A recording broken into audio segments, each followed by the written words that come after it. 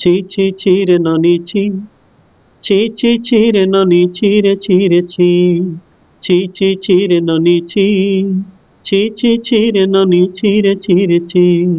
ধনকে চিনলু তুই নুনিস না মনকে চিনলু নাই, সোনাকে চিনলু মানাকে চিনলু মনীষ চিনলু নাই।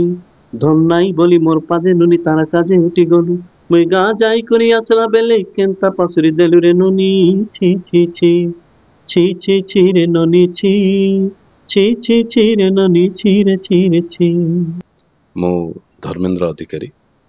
ନିଶ୍ଚିତ ଭାବରେ ରଙ୍ଗବତୀ ପଦ୍ମଶ୍ରୀ ପାଇବାଟା ସ୍ୱାଗତ ଯୋଗ୍ୟ। ଆଉ ଆମେ ବି ବହୁତ ଖୁସି ଓଡ଼ିଆ ହିସାବରେ, ମାନେ ଆମ ଓଡ଼ିଶାର ଜଣେ ଲୋକ ପାଇଲେ। ଟ୍ରାଇବାଲ ଇଏ ଭାଷା ବିଭିନ୍ନ ଜାଗାରେ ଅଲଗା ଅଲଗା, ତ ସେଇଭଳି ମାନେ ଆପଣ ପଶ୍ଚିମ ଓଡ଼ିଶାରେ ଅଲଗା ଭାଷା, ଆମର ଅବିଭକ୍ତ କୋରାପୁଟ ଜିଲ୍ଲାର ଅଲଗା ଭାଷା। ତ ସେଇ ଭାଷାକୁ ଧରିକିରି ଯେତେବେଳେ ବାଲିଫୁଲ ମାନେ ଆରମ୍ଭ ହେଇଥିଲା ସେଇ କ୍ୟାସେଟ ଛି ଛି ଛିରେ ନନି, ପାନି ମାରିଗଲା ଯାଇ ମୂଷା କେ ମାର ଏ ନନି ବିହାରୀ ପାନି, ଏ ପ୍ରତ୍ୟେକ ଜିନିଷ। ତ ଆମେ ଚାହୁଁଛୁ ଯେ ଏଇଟା ଯେମିତି ସେତେବେଳେ ବି ମାନେ ବିଶ୍ୱବିଖ୍ୟାତ ହେଇଥିଲା ଯେତେବେଳେ କି ସୋସିଆଲ ମିଡିଆ ନଥିଲା, କିନ୍ତୁ ଆଜି ବି ପୁଣି ଥରେ ସେଟା ଯେତେବେଳେ ଟ୍ରୋଲ ହେଇକି ବାହାରିଛି, ଆପଣ ମାନେ ଦେଖୁଥିବେ ପ୍ରତ୍ୟେକ ଜାଗାରେ ବାହାଘର ହଉ କି ଆପଣଙ୍କର ବହୁତ ବଡ ବଡ ଫଙ୍କସନ ହଉ, ଅଷ୍ଟ୍ରେଲିଆରେ ବାଜିଥିଲା ନା ସାଉଥ ଆଫ୍ରିକାରେ ଆମେ ଦେଖୁଥିଲୁ, ଆମେରିକାରେ ବାଜୁଛି ଦେଖୁଛୁ। ତ ଆମକୁ ଏତେ ଖୁସି ଲାଗୁଛି। ତ ଅନୁରୋଧ କରିବି ଯେ ଗୋଟେ କୋରାପୁଟିଆ ହିସାବରେ, ତାଙ୍କ ଘର ହିସାବରେ ନୁହଁ, କୋରାପୁଟିଆ ହିସାବରେ ଯେ କଳାକାରକୁ ପ୍ରୋତ୍ସାହନ ଦେବା ପାଇଁ ନିଶ୍ଚିତ ଭାବରେ ସ୍ୱର୍ଗତ ସତ୍ୟନାରାୟଣ ଅଧିକାରୀଙ୍କୁ ପଦ୍ମଶ୍ରୀ ପୁରସ୍କାର ଦେବା ଦରକାର। ନଚେତ୍ ଆଗାମୀ ଦିନରେ ଆମେ ବି ସେଇଭଳି ଭାବରେ ଦାବି କରିବୁ, ଯୋଉ ପନ୍ଥାକୁ ଧରିଲେ ମାନେ ସକ୍ସେସ୍ ହେଇପାରିବେ ସେଭଳି ଆମେ କେବଳ ମୁଁ ତ ପରିବାର ଲୋକ, କିନ୍ତୁ ଅନ୍ୟମାନେ ଯୋଉମାନେ ତାଙ୍କର ଫ୍ୟାନ ଫଲୋଅର୍ସ ଅଛନ୍ତି ସେମାନେ ବି ବହୁତ ଆମକୁ ଫୋନ କରୁଛନ୍ତି, ଘରେ ବି ବହୁତ ଜଣ ଆସୁଛନ୍ତି, ସେମାନେ ସୋସିଆଲ ମିଡିଆରେ ବି ବହୁତ ଟ୍ରୋଲ କରୁଛନ୍ତି ଯେ ଯେମିତି ହେଲେ ଦିଆଯାଉ ନଚେତ୍ ଆନ୍ଦୋଳନ କରିବୁ। ଏଇ ଜିନିଷଟା ଧୀରେ ଧୀରେ କଅଁଳିବାରେ ଲାଗିଛି ଏବଂ ଅବିଭକ୍ତ କୋରାପୁଟ ଜିଲ୍ଲାର ଲୋକ ଏଥିପାଇଁ ବହୁତ ଦୁଃଖିତ ଯେ ସତ୍ୟନାରାୟଣ ଅଧିକାରୀଙ୍କୁ ପଦ୍ମଶ୍ରୀ ଅତି ଶୀଘ୍ର ଦିଆଯାଉ। ଦାଦା ହିସାବରେ ତ ମୁଁ ସ୍ୱର୍ଗତ ସତ୍ୟନାରାୟଣ ଅଧିକାରୀଙ୍କ ପାଇଁ ଆମେ ସବୁବେଳେ ଗର୍ବିତ, ଆଜି ବି ଗର୍ବ କରୁଛୁ। କିନ୍ତୁ ଆଜି ଯୋଉ ମାନେ ବିଖ୍ୟାତ ହେଲା ସେଇଟା ପାଇଁ ଆମେ ଆହୁରି ଗର୍ବିତ। ଆଉ ସେ ଯୋଉଠି ବି ଥିବେ ତାଙ୍କର ପୁଣ୍ୟ ଆତ୍ମା ଆମକୁ ସବୁବେଳେ ଆଶୀର୍ବାଦ କରୁଥିବେ ଫ୍ୟାମିଲିକୁ।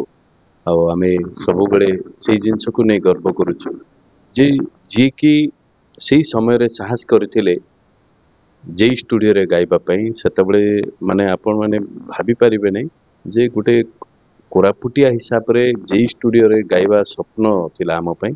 ତ ସେଇ ସମୟରେ ଦାଦା ସେ ଚିନ୍ତା କରିଥିଲେ।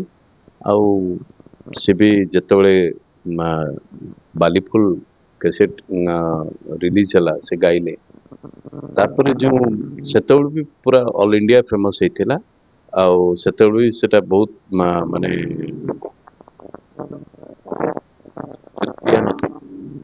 ତ ସେତିକି ଆଡଭର୍ଟାଇଜ ନଥିଲା। ତ ଆଜିର ଦିନରେ ପୁଣି 30 ବର୍ଷ ପରେ ସୋସିଆଲ ମିଡିଆ ମାନେ ସେଇ ଗୀତ ଗୁଡିକୁ ଜୀବନ୍ତ କରିଦେଇଛି। କେବଳ ଛି ଛି ଛି ରେ ନୁନି ନୁହଁ, ବହୁତ ଗୁଡିଏ ଗୀତ ତାଙ୍କର ଭାଇରାଲ ହେଇଛି। ଆଉ ଆମେ ନିଶ୍ଚିତ ଭାବରେ ବହୁତ ଗର୍ବ କରୁଛୁ। ଏବଂ ସେଇ ସତ୍ୟନାରାୟଣ ଅଧିକାରୀଙ୍କ ଯେତେବେଳେ ଛି ଛି ଛି ରେ ନୁନି ବାଲିଫୁଲ ଆରମ୍ଭ ହେଲା, ତ ସେତେବେଳେ କୋରାପୁଟ ଜିଲ୍ଲାରେ କୌଣସି ବି ଟ୍ରାଇବାଲ ଫିଲ୍ମ ହେଇନଥିଲା, କୌଣସି ବି କ୍ୟାସେଟ ହେଇନଥିଲା କି ଏମିତି କିଛି।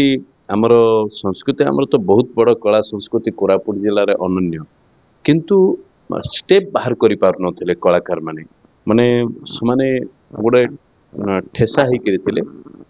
ଯେତେବେଳେ ଦାଦା ସାହସ କଲେ ମାନେ ଏଇ ଜିନିଷଟାକୁ, ତାପରେ ବହୁତ କଳାକାର ଫୁଟିକି ବାହାରିଲେ ଯୋଉମାନେ କି ମାନେ ରହି ଯାଇଥିଲେ। ଆଉ ଆଜି ଗର୍ବ ଲାଗୁଛି ଯେ କୋରାପୁଟ ଜିଲ୍ଲା, ଅବିଭକ୍ତ କୋରାପୁଟ ଜିଲ୍ଲାର କୋଣ ଅନୁକୋଳରେ ମାନେ ଗାୟକ ଭର୍ତ୍ତି, ଆଦିବାସୀ ଫିଲ୍ମ ଯୋଉଠି ସବୁଠି ଚାଲୁଛି। ତ ଆମର ଯେତିକି ବି ଫିଲ୍ମ ଆରମ୍ଭ ହେଲା, ଆପଣ ମାନେ ଦେଖୁଥିବେ ଛୋଟ ଛୋଟ ଫିଲ୍ମ ଗୁଡିକ ଆମର ଭାଇମାନେ କରୁଛନ୍ତି।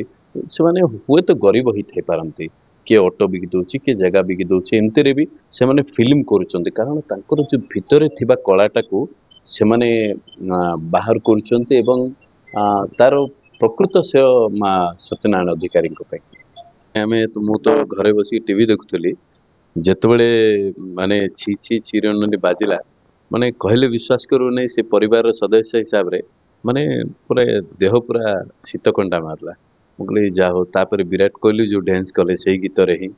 ତ କିଛି ମିଡିଆ ଏମିତି କିଛି ସ୍ୱାର୍ଥବାଦୀ ଥାନ୍ତି ଯୋଉମାନେ କି ତାକୁ ଗୋଟେ ଅଲଗା ରୂପ ଦେବାକୁ ଚେଷ୍ଟା କରୁଥିଲେ, କିଏ ସମ୍ବଲପୁରୀ ବୋଲି କହିଲେ, ଆଉ କିଏ କେତେ ପ୍ରକାର ଜିନିଷ ଟ୍ରୋଲ ବି ହେଲା।